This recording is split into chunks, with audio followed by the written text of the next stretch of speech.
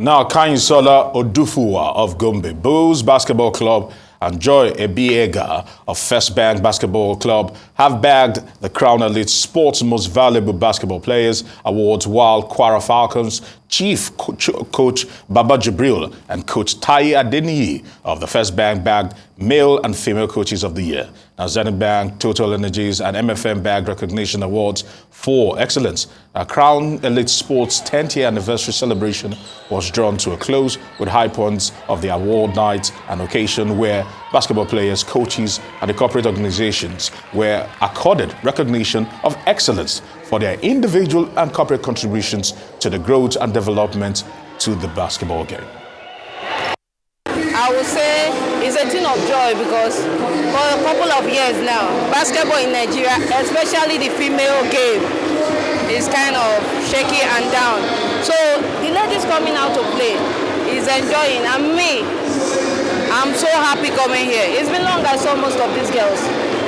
Knowing fully well that we are in the same country, we are supposed to meet at every point in time, at any place, play for different things, enjoy ourselves and go. So I'm still happy to be here and seeing most players I've not seen for over a year. Well, first I'll say we started the game a bit of like, yeah, let's go, it's an all-star game and play. But at the long run, we're players from different teams coming together, trying to fit in each other to play professional basketball. So I think that's what happened at the long run with the second quarter. We're not scoring, especially. We're not scoring, so that affected us, and we had it became the point difference from 7 points. So it's big, and I'm so excited to be part of the all-star team, yeah. Because it opens us up. We've not played any competition like this year. So this is the first, a tournament. There was an all-star game, but it's still like a tournament we're playing. So yes, it will actually open the female basketball, and we hope that the federation do something after now. It was interesting. It was interesting, like a normal game. It was very interesting. It was tense from first minute to the last minute. 1 point lead, second point, 3 points. The highest lead they have is 6-7 points. In fact, in the fourth quarter, there was nobody led with more than 4 points in the fourth quarter. It was a point lead or 2, point leads or 2. That's how we ended the game. It's a challenge to us as a coach that we have to go back to work. We needed work to do concerning this game that we've played. Now joining us in the studio is ex-international player and president of the Crown Elite Sports, Hanson. Oguche, it's good to have you once again here. Thank you. And congratulations, celebrating 10 years, a decade of doing this. Congratulations. Thank you so much. Yeah, we just heard the Deputy Governor of Edo State, Honorable Philip Shaibu, speaking about the fact that at the international level, there are no local players, no thanks to the fact that local sports is almost moribund. But for you, investing your own personal monies into this venture and trying to bring your friends together to do this, it's been 10 years. And talk to us, what drives you and what keeps the fire burning? Because you heard from the players, basketball, we know the challenges basketball has faced here in Nigeria. The problems, how administrators have almost wrecked basketball, and almost what is happening in Sudan. The administrators are fighting. It's the players that are suffering this. Talk to us about this. Just give us your own perspective. What keeps the fire burning for you? Well, thank you so much for having me today. Like you heard from most of these players, I feel like one of them. Currently, sports organization that maximizes the opportunity basketball gives to develop athletes, which are the young people in society. We all agree that the youths are the future of today and tomorrow. And so being passionate, like a passionate player, I played for ABU basketball, won national championships. I played Nigeria in World University Games way back in 2001. And I know the challenges, and I think the passion that I had even playing is what I'm putting in to try to contribute my quota to basketball.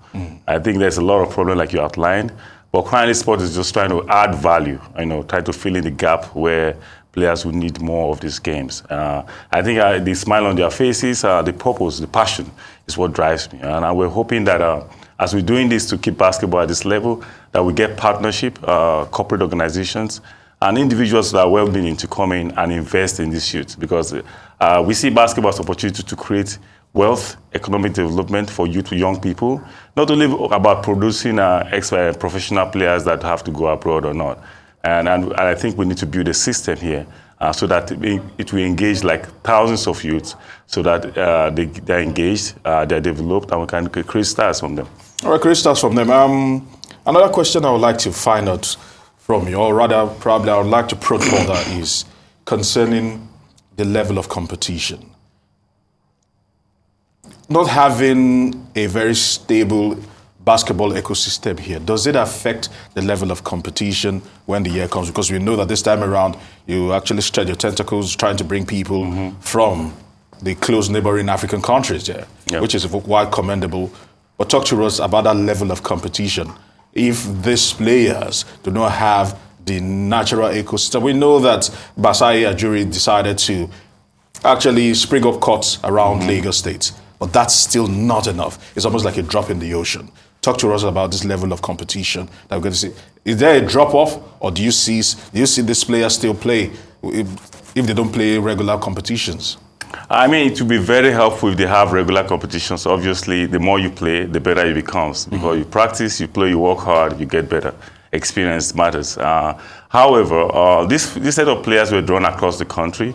It was a process where the fans nominated the players from across the country, and a series of voting processes that saw 48 top athletes in Nigeria selected to participate in the Crown Elite Awards, All-Star Weekend and Awards. So the level of competition at this event was high because these are the best players in the country. Okay. I was actually very impressed and surprised, considering that we don't have consistent programs around the country all year round. But I think because these are the best players, we can find them. It just shows us that if we need to put the system in place, because there's a lot of talents that are wasting, literally wasting in this country. And it's not about even harnessing these talents, by creating a system where thousands and thousands of these athletes will find a place to go play. It keeps them engaged, it improves them, it helps them get better place to put their energies. It keeps them out of trouble and gives them opportunity to play even to the highest level in the NBA. In the NBA now, I happen to watch most of the games like at the Cavs, because I live in Cleveland, and I was watching Miami Heat and the Cleveland Cavs.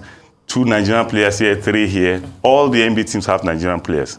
And so it doesn't tell us good of us that we have so much talent, so much excellence in the international scene, and we don't have a local league or local systems, or local system that can produce like a consistent league for players here in Nigeria to play. So I think it's very important not only to have these players exported, but to have a system, a league that they can play for those that won't be here. So we want to give kudos. That's why we did this.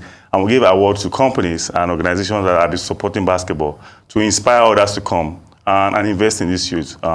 Particularly worthy of note is Nile University. 5 of their students were here. They're on scholarship at the university. And that's what we encourage most universities to do. Wow. You know, ABU too is a good school that have supported basketball. I happen to be the captain for like 6 years. The coach of ABU basketball, Oliver B. Johnston, was here. He's 83 years old, you know. And we're very privileged and honored to have him. I mean, he was here to honor this question, just to add value, do what he's doing to support basketball. So we're hoping that as we're doing this, all individual and corporate organizations come in and just invest in basketball. Now, okay, let me say this now because we're actually running out of time. The National Stadium, which was the venue of the Crown concert. Yes. Oh, is it the concert? Oh. No, not the concert this time around. But well, let me just stay out of this conversation. And what we actually discussed this some few days ago, where the floodlights actually came down. Oh, right. Yes. The dilapidation. Yes. And that's what it looks like. And we talk about this.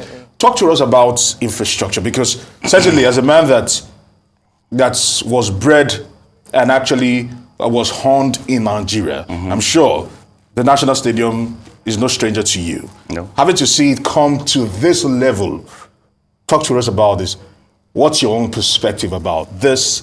Because they've tried, and you've been in the US, and talk to us about how do they make these things work. Now we're finding it difficult to have edifices like this function. I mean, it's hard to kind of understand because it's surprising that a big country like Nigeria, a rich country like Nigeria, cannot have one good facility to play basketball, basically. The national stadium has been like this, or even worse, since I started playing basketball. And that is really appalling. And I hope that the people in government, the ministry, and government will see it important to rehabilitate or renovate that national stadium. This is looking like it's beyond repair at the moment, that they just It's need to almost pull. like when we were discussing Yes. the political will Yes. to do such. What is the incentive of those in government to put that money into what it's actually supposed to go to, rather than pocketing it to the side, allegedly? You know, it seems that unless, with sports, it's kind of personal. Unless you play it or someone you know plays it or someone you admire plays it, it's very easy to just brush it off. So what can be done to incentivize government officials, high net worth individuals, because they too can help out, to put more attention into the sport and put more attention into the facilities that facilitate the sport? Because basketball, it should be relatively cheap to maintain as a sport. What can we do to incentivize them? I think when there's a will, there's a way. I think our leaders should be accountable. People who are in charge of maintaining these facilities, before it gets to this level, somebody should be responsible. I think the idea of accountability is not what is taken seriously. People should be fired for this. You know, people in charge of maintaining. It's unfortunate that nobody will be fired for this. So I just think that. But again, instead of waiting on the government all the time, which we have not seen much results, I think it's high time private individuals to invest in sports, because like it is all over the world, it's not only left to the government. And are usually private government partnerships in maintaining these facilities. So maybe because we're already out of time. So how difficult is it to get the private sector buy-in in sports? You've been trying to do it for a while. Just talk to us about it briefly. How difficult is it to get the private sector buy-in? I think if there are incentives for private organizations to come and maybe get some tax rebate, get some incentives for participating, that will help. That's what government policy can help.